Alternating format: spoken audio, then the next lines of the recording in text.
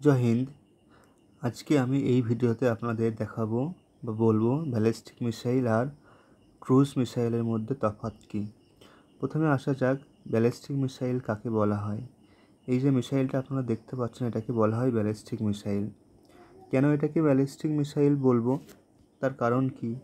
এই ধরনের মিসাইলগুলো কি হয়, প্রথমে এই মিসাইলগুলো যেমন মিসাইলটা এখান থেকে লঞ্চ করলাম, অনেক আকাশে অনেক উঁচুতে যায়, গিয়ে সেটা আবার পৃথিবীর অভিকর্ষের টানে আবার পৃথিবীর দিকে ফিরে আসে। যেহেতু প্রথমে আগে অনেক উঁচুতে যাচ্ছে, মহাকাশের দিকে যাচ্ছে, এবং পরে এটা পৃথিবীর দিকে অভিকর্ষের টানে বা গ্র্যাভিটির আকর্ষণে ফিরে আসছে, সেই জন্য এটাকে রেডার দ্বারা ডিটেক্ট করা খুব হয় না, সহজ হয়। এইবার এইগুলো যেমন আমাদের ভারতবর্ষের ব্যালিস্টিক মিসাইলের একটি উদাহরণ কি? উদাহরণ হলো অগ্নি-3 বা অগ্নি, এগুলো হচ্ছে সব ব্যালিস্টিক মিসাইলের উদাহরণ। এবার কি বলবো, ক্রুজ মিসাইল বলতে কি বোঝায়। এই ধরনের মিসাইলগুলো যেমন এটাকে ক্রুজ মিসাইল বলা যেতে পারে। ক্রুজ মিসাইল কেন বলা হয়? ধরুন মিসাইলটিকে এখান থেকে লঞ্চ করলাম, এই মিসাইলটা কি অনেক উঁচুতে যাবে না, কিছুটা উপরে গিয়ে ইঞ্জিনের সাহায্যে সোজা ভূমির প্যারালালে বা ভূমির সমান্তরালে চলতে থাকবে এবং তারপরে কি করবে, টার্গেটকে হিট করবে।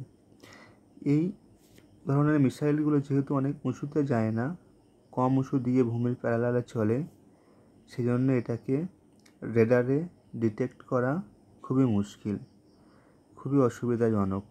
যেমন আমাদের ভারতবর্ষের ব্রহ্মস হলো একটি ক্রুজ মিসাইল। এবার ক্রুজ মিসাইলে কি হয়, ক্রুজ মিসাইলের আবার র্যামজেট বা স্ক্রামজেট নামে ইঞ্জিন থাকে কিনা। ব্যালিস্টিক মিসাইলে কি হয়, ব্যালিস্টিক মিসাইলে এই যে মিসাইলগুলো, এর মধ্যে কি থাকে, এর মধ্যে ফুয়েল চেম্বার থাকে একটা, আর একটা কি থাকে, অক্সিজেন চেম্বার থাকে। এই দুটো বেরিয়ে একসাথে মিক্সড হওয়ার পরে আগুন জ্বলে, বার্ন হয়, তারপরে এই মিসাইলটা সামনের দিকে এগোয়। কিন্তু এই ক্রুজ মিসাইলে কি হয়, ক্রুজ মিসাইলের মধ্যে শুধুমাত্র ফুয়েল চেম্বার থাকে, কোনো অক্সিজেন চেম্বার থাকে না। তাহলে অক্সিজেন কোত্থেকে পায়? যখন এই ইঞ্জিনটা সামনের দিকে এগোয়, এই মিসাইলটা সামনের দিকে এগোয়, এর সামনে এমন সিস্টেম করা থাকে, এর মধ্য দিয়ে প্রচণ্ড গতিতে হাওয়া সামনের দিকে প্রবেশ করে। এখানে ঠিকঠাক বোঝা যাচ্ছে না, এখানে এই সামনের দিক থেকে কি করে, এয়ারের মধ্যে প্রচণ্ড গতিতে প্রবেশ করে এবং সেই অক্সিজেনটা এর মধ্যে কম্প্রেস হওয়ার পরে এই ফুয়েল এর সাথে আর অক্সিজেন একসাথে মিক্সড হয়ে আগুন জ্বলে এবং সামনের দিকে এটি এগোয় প্রচণ্ড গতিতে।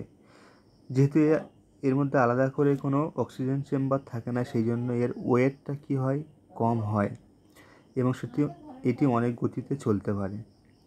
আর ব্যালিস্টিক মিসাইলের কি হয়, ব্যালিস্টিক মিসাইলের ওজনটা কি হয়, অনেক বেশি হয়। কারণ কি, এর মধ্যে আলাদা করে অনেক ফুয়েল চেম্বার থাকে, আবার কি অক্সিজেন চেম্বার থাকে, সেই জন্য এর ওজনটা অনেক বেশি হয়। আবার কি ক্রুজ মিসাইলটা বেশি দূরে যেতে পারে না, কিন্তু ব্যালিস্টিক মিসাইলটা আবার অনেক দূরের টার্গেটে গিয়ে হিট করতে পারে। এইগুলো মোটামুটি এদের মধ্যে পার্থক্য, আরও অনেক পার্থক্য রয়েছে। আজকে এই পর্যন্ত শেষ করছি। সবাই ভালো থাকবেন, ধন্যবাদ। এবং ভিডিওটি ভালো লাগলে চ্যানেলটি সাবস্ক্রাইব করবেন এবং শেয়ার করতে ভুলবেন না।